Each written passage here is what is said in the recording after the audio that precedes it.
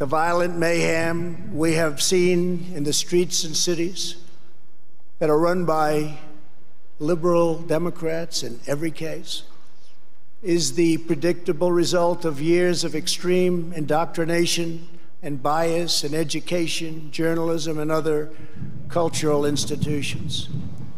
Against every law of society and nature, our children are taught in school to hate their own country. He's not wrong. America has a problem. Welcome to I'm Right, by the way. This issue, look, we've done a bunch of specials for you on this show. I mean, we always will. We love doing specials on a bunch of different things. This is the one that really hits home for me, because what he said was right. It's what I've been saying for a long time, and I want you to understand this.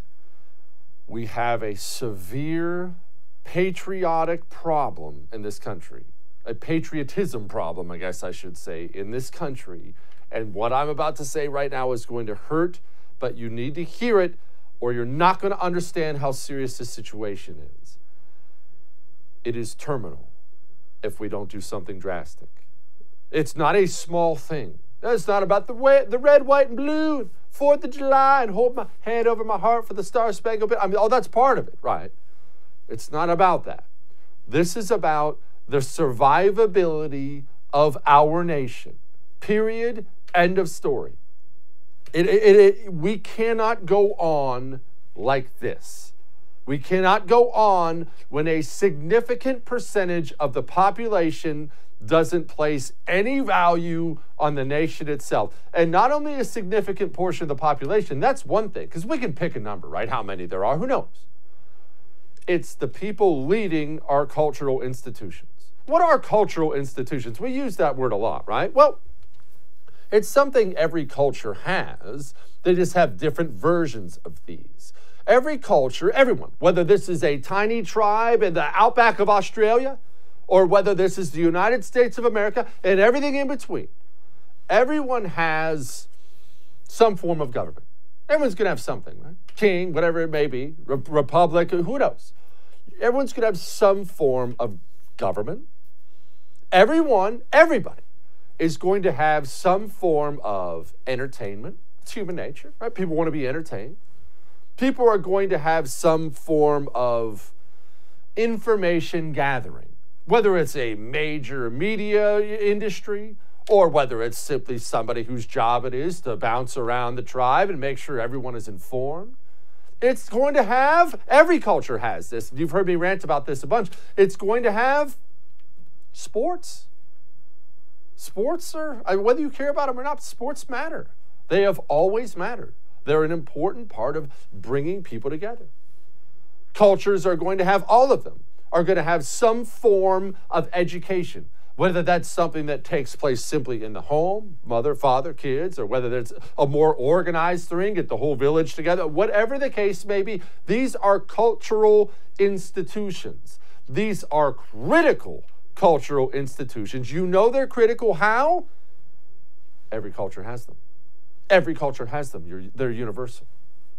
Now, how long, whether it's a nation or a tiny tribe in the outback, how long can that culture survive if the people who lead those cultural institutions hate the place? Have you ever thought about it? What if in that tiny tribe, the one educating the village kids, every single day told them, look, kids, this tribe sucks. I mean, it's a pretty evil tribe, if we're being honest about it. Your great-granddad probably cut someone's head off. It's just not a great place. What if your kids went and sat down and learned that for 7-8 hours a day? And then your family that night, when the information man came bouncing around, passing out the news, he only passed out the news that made the tribe look really bad, and anything that made the tribe look good, he just kept to himself. And the leaders of the tribe, the chief himself, because he came up in this education system too, the chief himself thinks, you know, it's nice being chief, but it sucks how bad this tribe is. This tribe sucks. It shouldn't even be. Are you getting where I'm going with this? You can't survive in that way. What we have, our patriotic problem, our patriotism problem, it is terminal. It will end the United States of America if it's not fixed. It will. It will be the end of us. We have statues of George Washington and Thomas Jefferson going down. Men who risked their lives and founded this nation. That's where we are. And not only were those statues going down, you know what I heard every time I saw one of those videos of the statues going down? Every single time, you know what I heard?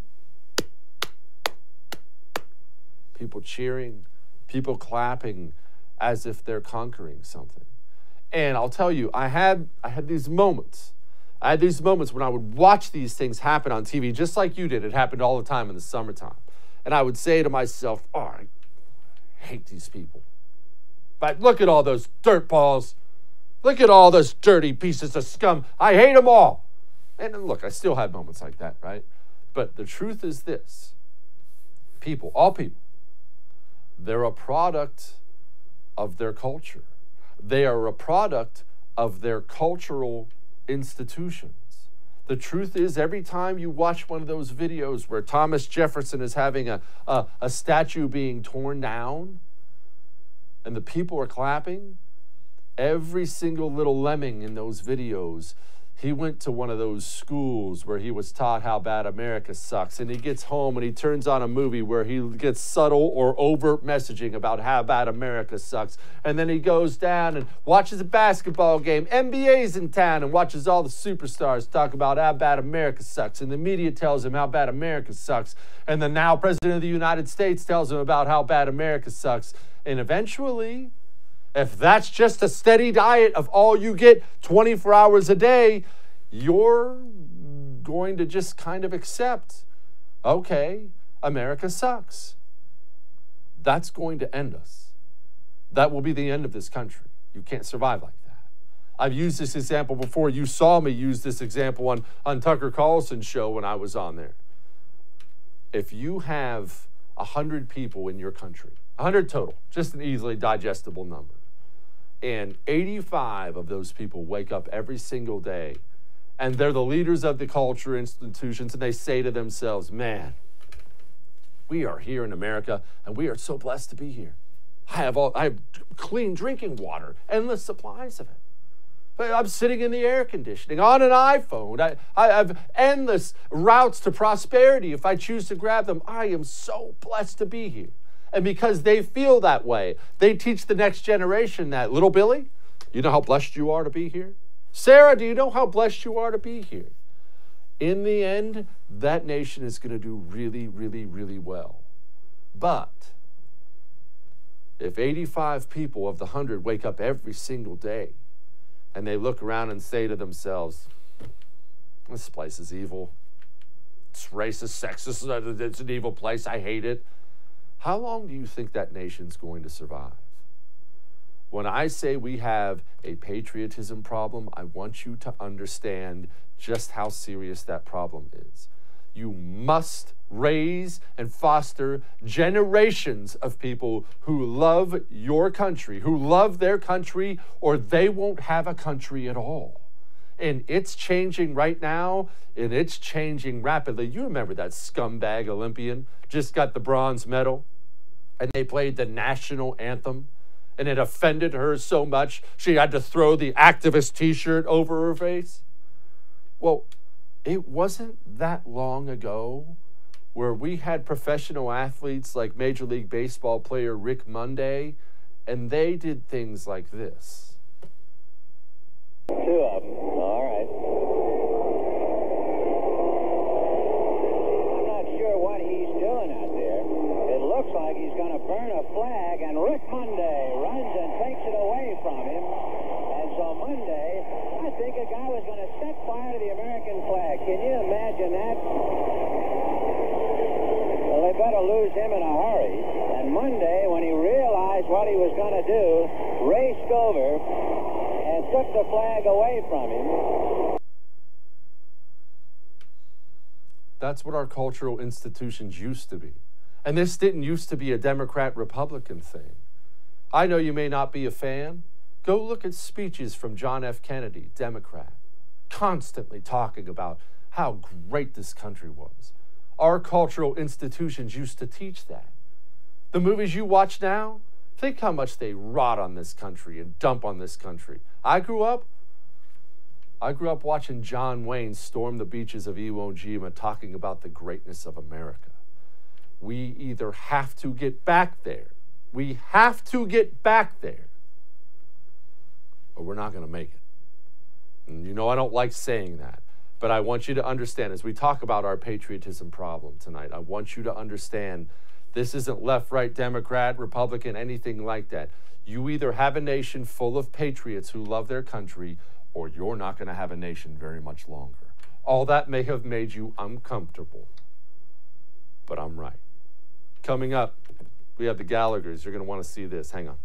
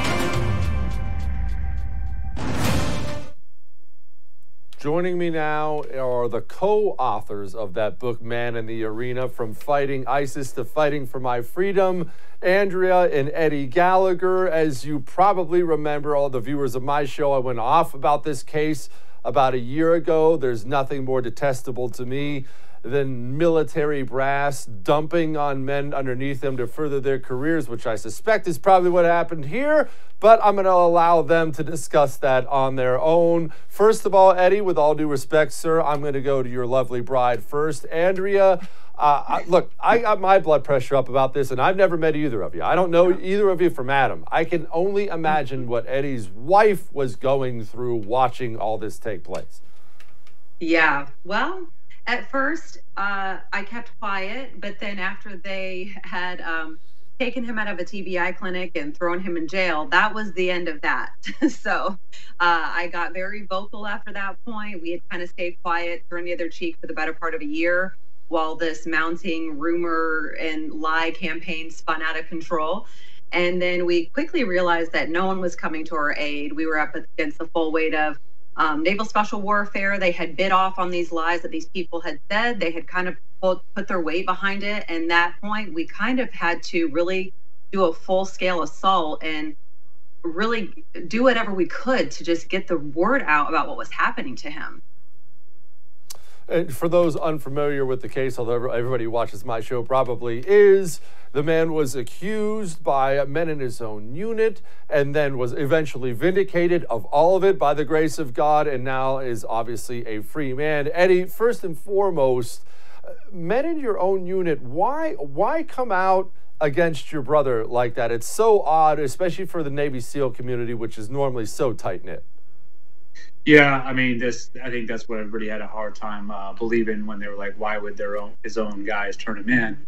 And basically, you know, I explain it in the book. This whole case is started from a bunch of tiny white lies that these guys, you know, they didn't like me personally. There was only 3 guys in the platoon. I didn't like them. And they decided to cobble this story together to ruin my reputation. And their allegations that came out first were that I was too aggressive, a bad leader, and then it turned into I was stealing power bars from care packages. And when nobody was paying attention to those, the leadership was like, you guys need to move on. That's when they went ahead and escalated their allegations several months later, finally coming and saying, oh, well, he killed a ISIS prisoner that was under our care. But, you know, when we got to trial, we had all of their text messages leading up to that point. It showed everything. It showed them colluding through text messages, conspiring to like keep their story straight. But you know, this thing just got out of their hands. I know that these guys never expected it to go this far, because their lie went to a corrupt NCIS agent named Joe Warpinski, who decided to try and make a career out of this. And he just backed all of their lies and actually embellished a lot of them as well. And then you hand it over to a corrupt prosecutor who was just trying to make a career as well. So like everybody who got involved in this case from the beginning that believed these white lies were then themselves forced to lie. And those lies just kept building and building until trial. Okay, all right. Anybody who's ever been in a platoon or maybe even a sports team of some kind can understand certainly getting crossways with some people. Everybody doesn't get along with everyone else. The leadership coming down on you is one of those things that kind of threw me for a loop. Not that I haven't seen plenty of brass do this before, but why did the Navy Special Warfare leadership jump on board with this so fast? And then, of course, the national media jumped on board with it. It blew me away. Everyone just wanted to believe everything right off the bat. Why? I can't wrap my mind around it. Well, they were trying to protect the institution. And so what you have to think is these guys went to the leadership and told them, hey, we have this all on video. We have it all on video of him doing this, stabbing, which was a lie. Instead of the leadership never asked to see that video, at least I'd like to believe they never asked to see that video, and they just bought off on their lies and then went around and told everybody that I was guilty, that there's a video of me doing everything. And I think that they had just put so much into coming after me and persecuting me that once evidence started coming out, like that maybe some of these things weren't true, the leadership, the arrogance of and Naval Special Warfare leadership, the arrogance of elitist officers, they will not admit that they made a mistake. So they just kept pushing forward with this agenda. And it's disgusting because they knew that the story wasn't true, but yet they were willing to hang me out to dry, send me away for life just to protect the institution. Yeah, that is disgusting. You know what? I'll let people fill in the rest of the details on this story by buying the book. The book's A Man in the Arena. But I did want to ask Andrea something. I could easily ask this of Eddie, but I want to ask it of Andrea. How many times did you have to watch that man deploy? How many times did you drive Eddie to the airport or down to the base and say goodbye? Yeah, well, he deployed 9 times overseas. So he really has fought in every major conflict since before 9/11. So he's been at the tip of the spear fighting the war on terror. And we were up against, basically, he was getting ready to reach his 20-year mark. So this deployment in 2017, which is the one that was where we went to trial over, was basically kind of a real culmination. He had picked up chief, he was leading a platoon, he got this platoon from the last ranked platoon to the #1 platoon. They got the billet to Mosul. He cleared Mosul in half the time. I mean, he received accolade after accolade. He was #1 chief, #1 platoon, and this happened in the wake of that deployment. So, it was a stellar career. He had amazing teammates and brothers who he served with, and unfortunately, we just saw behind a curtain that we never knew existed when we got exposed to the level of this type of juvenile behavior that started this rumor and lie campaign. It continued to escalate. The allegations got insanely rampant. And we really assumed that someone was going to come into the room and be an adult and check this out, investigate it properly, and realize there was nothing to it because there was absolutely zero factual evidence. And there was nothing there other than rumors, lies, and hearsay. But unfortunately for us, that didn't happen. So we cataloged the whole litany of things in the book that our family faced. But it was very hard to watch, seeing him being vilified in the media and everywhere for doing his job and doing it well. But he basically got in this horrible situation that our family had to start speaking out about. So that's our goal, is to educate people about what this really was for our family, because no one really knows. All right, last but not least, reputation aside, because you never end up putting back together a reputation after getting an absolute smear campaign like that. Are you, the Gallagher family, are you made whole financially? You have your benefits. Do you have all that? Yeah, I mean, we're good. We've come back from this, and that's the thing. Is our attitude is, we're not victims. We're not going to act like victims. This was a nightmare, but we are just going to take all this adverse situation that we faced, and, you know, it makes us stronger. You know, anytime you can come over a big mountain like that and come out on the other side, you become stronger as a family. And I think, you know, we're just happy and blessed that we're with each other now. And, you know, we're doing good. Good. Well, God bless you both. Go buy the book. The book is Man in the Arena. Andrea and Eddie Gallagher, thank you so much. I appreciate you. Appreciate you. Jesse. Thank you, brother. The system, when it decides you are the enemy, the system can destroy you like that. That's what makes it so scary. That's why you don't ever bow when they're smearing people, because you don't know what's real and what's not. All right, we're not done yet. We'll be back.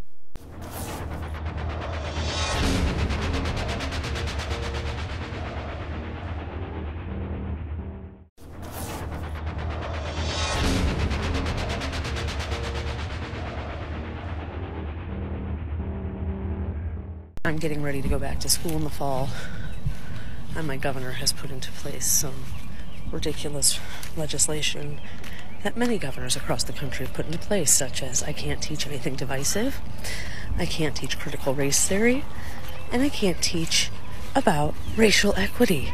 This is at all public schools, colleges, and universities. So, teachers, in the past, we've been activists. After this last year, we really need to stand up and do what's right for our kids right now. So this is a call to action, teachers. We got to stand up and fight for our kids, because this is we can't lie to them. I'm sorry? I thought our kids? Is that what she said? Joining me now to talk about that and other things is Lenny McAllister. He is the CEO of the Pennsylvania Coalition of Public Charter Schools. Lenny, our kids? Are your kids hers too? I don't consider mine hers. Our kids? Well, this is exactly where this goes, Jesse, and hello to you once again. I mean, the teachers' unions and the teacher and teaching establishment views the kids and the money that comes with the kids as being theirs, their possessions, their entitlements, that leads to everything from their salaries to their pensions. And so when you start talking about what should be taught, they feel this inherent right to do whatever they think is right, not what's right for the kid when they don't see the kid 10, 20, 30 years down the road. You start talking about what's being taught to kids in regards to empowerment and the fullness of the American dream. It's not about what these teachers are going to be able to do over the 2 to 3 years that they're going to talk to these kids and touch these kids and interact with these kids. It's what is this kid going to think about themselves, think about their region, their neighborhoods, and their country when they're 30, 40, 50 years old. And what are those kids going to teach their kids moving forward? That's the reason why this type of talk and the way they're trying to slant this is extremely dangerous. Lenny, now forgive me if I'm wrong here, but I believe communism, at least cultural Marxism, which is the same thing, just rebranded, is alive and well in this country. It's certainly alive in schools. When I hear somebody talk about, well, their kids are actually my kids and they belong to me, that sounds like something straight out of the Marx playbook to me. It's you know, the government owns them and the government owns their patriotism and things along the lines. And that's dangerous in and of itself. But even if you go to what she was saying, we can't teach about equality. That's not what's being said. We can't teach about history. That's not what's being said. What's being put on the books is you need to teach history in its fullness. You don't get to sit there and say, well, America has never been about equality, when you have nothing but movements again after again after again of this toil between people that were not treated right, whether it's British colonists, all the way through the immigrants of the 20th century and 21st century, fighting for equality, leaning on a constitution and a sense of what it means to be America. That's something different than saying America hates you because you're brown. America hates you because you're black. America's never going to treat you right. There are too many stories in American history that show redemption time and time again. And I don't know why some teachers don't want to teach that story of redemption. It's a beautiful story, and it's one of hope that can inspire kids to be the best that they can be for decades in their lives, not just 1 or 2 moments in a classroom. 100%. And I'll tell you what drives me crazy about this, Lenny. I don't understand what her angle is, or not. You know, I don't just want to specify her because she's one of, sadly, thousands in this country. What's your goal? To make sure kids hate their own country? To make sure kids hate themselves? What is their goal? How do these people think? I think what's unfortunate, Jesse, is the fact that some of these teachers have a very narrow view of American history. They have a very contemporary view of what racism is all about. And they apply that to what they should be teaching in school. Unfortunately, if they actually understood the robustness of what the American dream is, the robustness of American history, and the complexity of all these different things that have been going on back and forth. There's a way of teaching Jefferson and his greatness, but also the dichotomy of Jefferson and slavery. That's what American children are owed, not necessarily Jefferson was a hypocrite because he had slaves. That's what they want to teach. No, American history and humanity is nothing but a complex condition that you have to teach robustly so that people can find the lessons learned in order for us to be a better country moving forward. But that, Jesse, takes too much time. That takes too much effort, and it takes a doubling down of facts and objectivity, not just how you feel or what's making headlines last week. Lenny, what's the Lenny McAllister way you approach that with kids? Look, I'll tell you, I've got 2 sons. I'm obsessed with history, but I hate sugarcoating any of it. At the same time, I won't raise people who hate their own country. When we talk about the Indians, we talk frankly about it. I tell them, yeah, son, a lot of that stuff did happen. We conquered them. They died. When we talk about slavery, it's pretty much the worst thing in the world. Grateful it's gone. It's part of our history, but it doesn't define us as a nation. I'm trying to find the right balance as presenting the truth while letting them know you're dang blessed to be here. But I might be screwing it up. What's the Lenny McAllister way? No, I think that you're on the right path, Jesse. I mean, part of it is remembering the complexity of it all. You know, it would be like me saying that, yeah, African Americans come from African slaves that were enslaved by white people and then leaving it at that and not teaching my young children or my older children when they were younger that there were whites that were involved in the abolition movement, that there were whites in Congress and the Senate that helped lead, to passage of the 13th, 14th, and 15th Amendment, that there were white soldiers fighting on both sides of the Civil War. You have to talk about the complexity of all of it and then say, each individual, as a child of God, has the opportunity to be self-determinative. How are you going to treat other people? How are you going to apply your principles? And that all these different aspects of free will came together at a period of time in history to give us what we're studying now. Apply that and move forward. Remind people that those were people back then, not these two-dimensional figures that we're reading about in textbooks. These were people with emotions and feelings that sometimes evolved. They went from having a bad view on something to changing completely. Even Abraham Lincoln didn't quite have the view on slavery in 1864 that he had in 1854. Look, it is a fact. People hopefully grow. I know I could certainly use plenty of it. All right, Lenny, are we winning right now? I know we've lost. I understand we've lost the education system. We've sadly lost generations of Americans. Setting that aside, I'm looking for some hope here. Are we finally gaining ground? Are parents waking up? Are they choosing the charter school life, private school, homeschool? Or are parents really just still wandering in the wilderness, sending their kids off to commie training camps? Not anymore, not after this pandemic. Look, school choice is polled as being favorable from mid-60s to mid-70s across the nation after this pandemic and as we're coming out of it, thank God.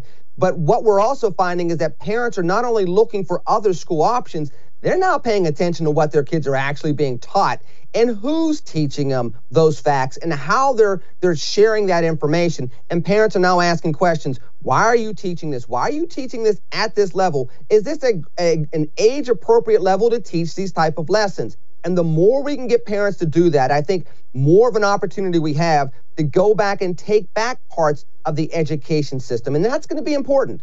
Because if you don't have a sense of who you are and how you get through tough times, how you get through difficult times of race or culture or socioeconomic decay. I mean, again, we went through a pandemic where 22 million jobs were lost in 1 month. If you don't teach kids that we've gone through similar type of situations through the Great Recession, the Great Depression, and the like, and we can get through it, how are they supposed to have hope? At least now, through the internet, through shows like yours and the like, parents are now showing their kids at home and in other school choice options, you can find your way, keep hope going forward, and let's move forward as Americans with pride and a sense of moving forward and doing things the right way.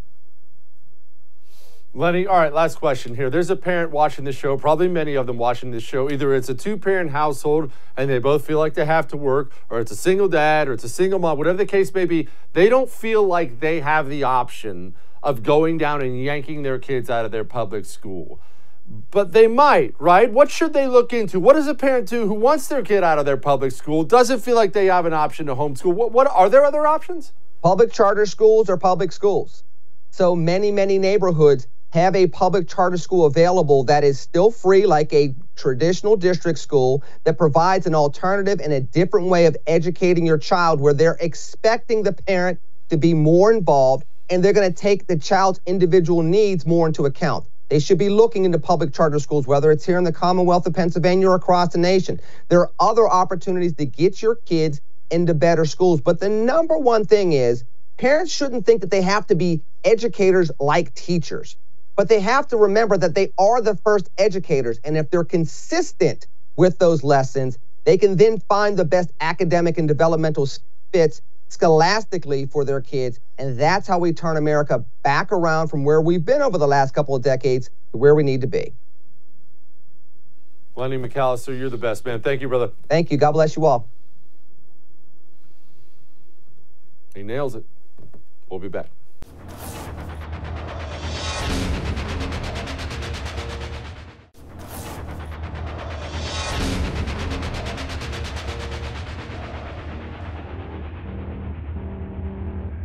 I was on Long Island this weekend visiting a really dear friend, and I was really disturbed. I saw, dozens and dozens of pickup trucks with, explicatives against Joe Biden on the back of them, Trump flags, and some cases just dozens of American flags, which, is also just disturbing, because essentially the message was clear. It was, this is my country. This is not your country.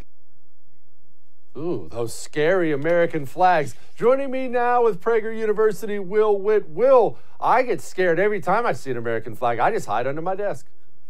No, well, they're a terrifying sight to see, because it means that you might actually love this country. And to love this country nowadays is something that is scary to a lot of people. So I understand why you would hide. Will, when did that happen? I mean, I'm not exactly ancient. I'm not young anymore. I'm 39. But when I was a kid, even, Republicans and Democrats, just the American flag and patriotism and America's great, that was the norm. That was like 15 minutes ago. When did all this happen? Yeah, I mean, I'm 24, and so even when I was growing up, younger than you, the American flag was always a symbol that everyone loved. I remember back when I was in elementary school, middle school, we still did the Pledge of Allegiance. Even in high school, it didn't really turn into this hate symbol, I think, until 2016 with Trump running for office, because you had so many people who were patriotic Americans who were supporting Donald Trump and his efforts, and they would have American flags. And so then the American flag became a hate symbol. It made it so that if you had an American flag, it meant you liked Donald Trump. So now people are totally against it. Tell me about this Fly the Flag campaign.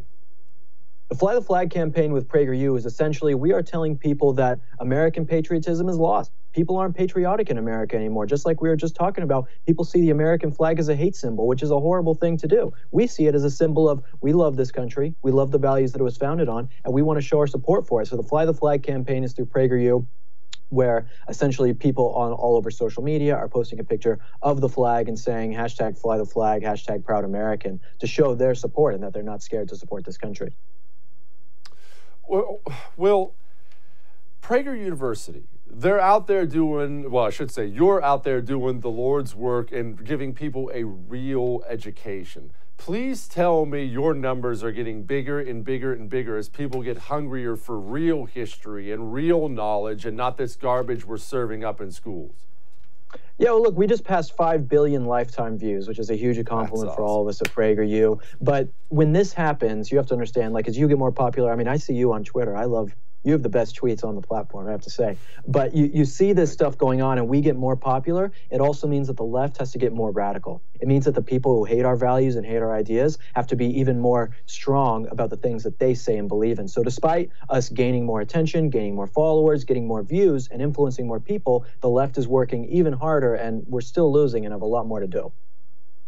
Good. That means you're winning. The more they hate you, I love it when they hate me. That's the best feeling in the world. I want these scumbag communists to hate me. People like Gwen Berry. It would have been unthinkable even 10 years ago to have an Olympian turn her back on the American flag and throw a stupid activist T-shirt over her head when the anthem played. And I don't think it's a small thing. Not that I care about Gwen Berry or will ever say her name again after I'm done talking to you. She means nothing to me. But it is important that sports has become a divisive thing instead of a unifying thing, is it not? Look, you're going to the Olympics. All of the opportunities that you have to be at the Olympics, at the world stage, is because you live in America, that you had the chance to go and support this country. So you turning your back on it is a disgraceful thing. I mean, people around the world are laughing at America when they see someone like this do this, because you are supposed to be representing our country in the best sense. Okay, so are we starting to win this patriotism battle? Obviously, I realize over the last year, we bottomed out big time. You saw people flooding the streets, dumping on this country. But I also feel like the right, at least, woke up and realized that we have a fight to make here. We can't just sit back and enjoy. You know, that's a tough question. I don't know if we're winning. It's kind of, if you're an optimist, it means that you think everything's just going to work out. And if you're a pessimist, it means there's no reason to fight because everything's going to continue to get worse. I kind of just see the world and say, I'm going to continue to keep fighting. And I hope everyone else does, because I think that there's still so much more to do. Like I said before, the left is still winning in all of these different avenues. And I think that conservatives, real conservatives, are waking up to the fact that we are in a civil war of ideas right now. And so I hope that real conservatives continue to stand up. But I don't know what the future holds. What's your favorite thing about America?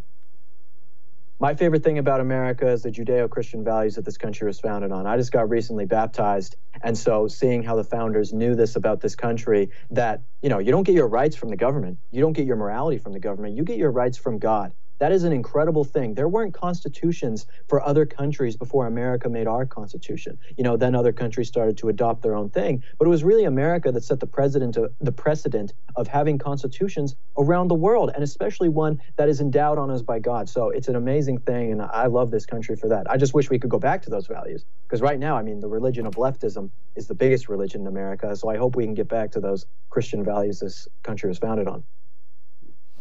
How about that? Will Witt got baptized. God is good, my brother. Yes, it is. Very good. All right. Will, thank you, brother. Appreciate it.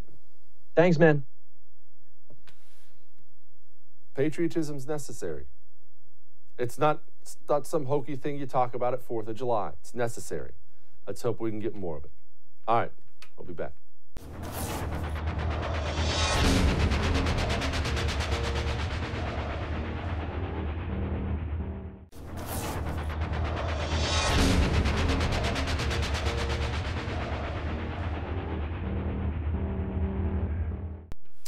I debated ending the show on sports because it's not a sports show, right? Obviously, I'm a dude. I like sports, but it's not a sports show.